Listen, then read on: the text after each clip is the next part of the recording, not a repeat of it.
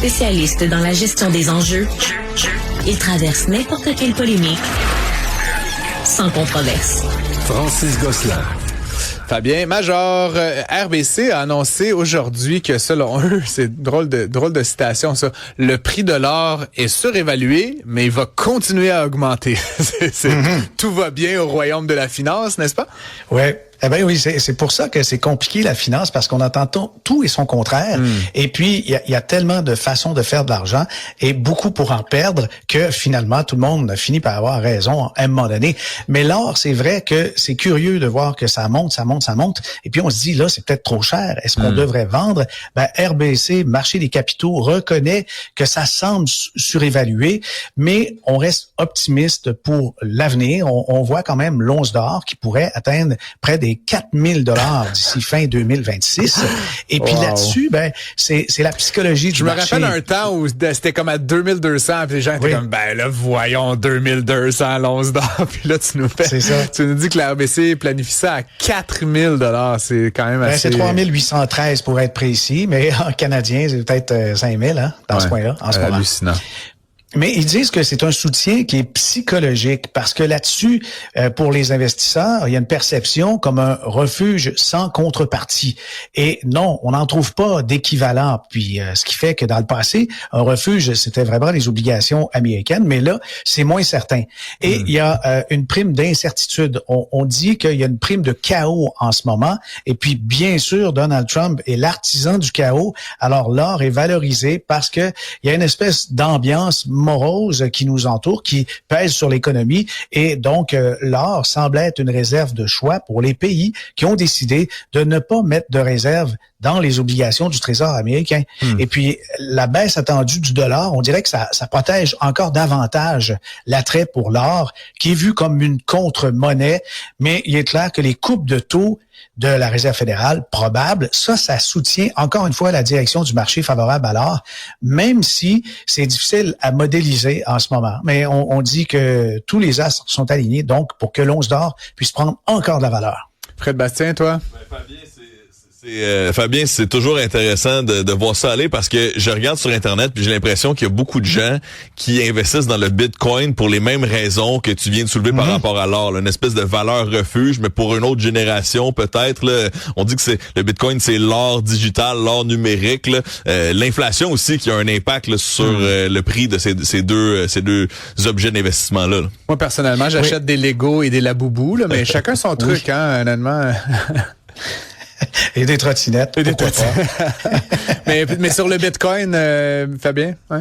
Ouais, ben sur le Bitcoin, j'en ai dit tellement cet été que ma foi, je suis quand même vidé de ce côté-là. Mon opinion sur le Bitcoin, c'est que c'est divertissant, c'est surtout ça. Donc, on va s'arrêter là sur le Bitcoin. Sinon, aujourd'hui, c'était une grosse journée aux États-Unis. Il y a ce grand rassemblement là, économique à Jackson Hole, au Wyoming. Jerome Powell a pris la parole, long discours, et il a quand même fait des annonces là, qui ont fait beaucoup réagir, notamment les marchés. Oui, les marchés ont grimpé d'à peu près 2%, surtout Dow Jones et Nasdaq, puis le S&P 500, c'est 1,5%, c'est énorme, 277 points de hausse pour l'indice SPTSX de la Bourse canadienne, mais il a parlé d'une probable baisse de taux, et puis le mot probable, on dirait qu'il est disparu dans l'esprit des gens, puis là, c'est une baisse de taux, réaction immédiate des marchés, donc, mais j'ai fait le tour de quelques grands analystes, notamment Scott Schoenert, lui, il travaille pour la Citi, il dit que la Fed semble prête à revenir à une politique plus neutre. Le marché a bien réagi, surtout les petites capitalisations, mais c'est les titres de nature spéculative qui ont le plus monté. Tom Graff, lui, travaille pour Facet. Il dit que le discours rend presque certain une baisse de taux en septembre, mais les baisses devront fonctionner pour soutenir l'économie. Parce que si ça marche pas bien au niveau économique réel, bien sûr, le rebond boursier va s'essouffler. Puis le dernier commentaire vient de Bokeh Capital. Kim Forrest lui dit que le changement majeur, c'est que la Fed réagit désormais davantage à la faiblesse de l'emploi qu'à l'inflation. Ça, c'est différent du Canada parce que on dirait que la Fed peut réagir dans le contexte économique plus large. Et la Banque du Canada, elle, c'est principalement l'inflation. C'est comme ça qu'elle applique sa politique monétaire. Mais donc maintenant, on parle que l'emploi aux États-Unis, c'est en faiblesse. Et si on baisse les taux, c'est parce que le chômage augmente.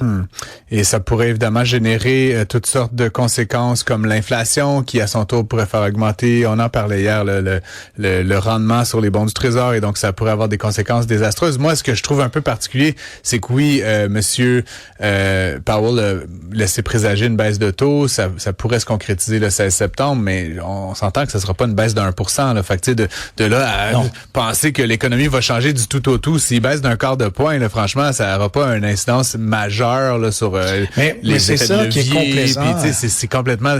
Il y a une disproportion entre ce qui a été peut-être dit entre deux lignes aujourd'hui et la réaction de marché. Là. C'est ça, les marchés sont complaisants parce que si on reporte à quelques mois, je sais pas, en avril, on tablait sur 5 baisses de taux de la Fed d'ici la fin de l'année. Et les marchés se sont ajustés. La valorisation n'a pas changé alors qu'elle aurait dû baisser beaucoup. Ouais. Et puis là, c'est effervescent. Bien sûr, 0,25, 0,5 d'ici la fin de l'année, peut-être, mais non, ça prend des chiffres qui démontrent qu'il y a une détérioration nette de l'économie américaine. Oui, effectivement. Ben écoute, ça sera pour d'autres chroniqueurs financiers d'en parler. Fred, un mot de la fin là-dessus? Non, mais juste rapidement, là, je trouvais ça intéressant parce que j'allais voir le ratio entre l'or et le Bitcoin. Puis effectivement, depuis 2021, on est sur un ratio relativement similaire. On voit que les deux valeurs ont beaucoup augmenté. Donc bon, ce qui pose la question de l'inflation. Moi, Fabien, je veux juste te dire, j'ai tellement apprécié toutes tes chroniques cet été. Et là, je sais qu'il y aura un balado aussi qui sera enregistré, là, auquel je pense que Francis va participer à quelques reprises. Apparemment. J'ai très hâte de vous entendre, et messieurs. Enregistré ici même dans les studios de Cube. Oui, donc on t'accueillera. On peut le dire, Balado Le Planif repart très bientôt et puis on a plein de surprises, mais c'est l'environnement. Moi, je trippe bien raide. Bon. On aura plein de belles surprises. Fred vient de divulgacher l'une des surprises. Oh mais mon Dieu, désolé, j'étais juste trop enthousiaste, messieurs. Fabien, plaisir partagé de ma part également. On se retrouve très bientôt. Merci beaucoup dans une trottinette près de chez vous. Salut.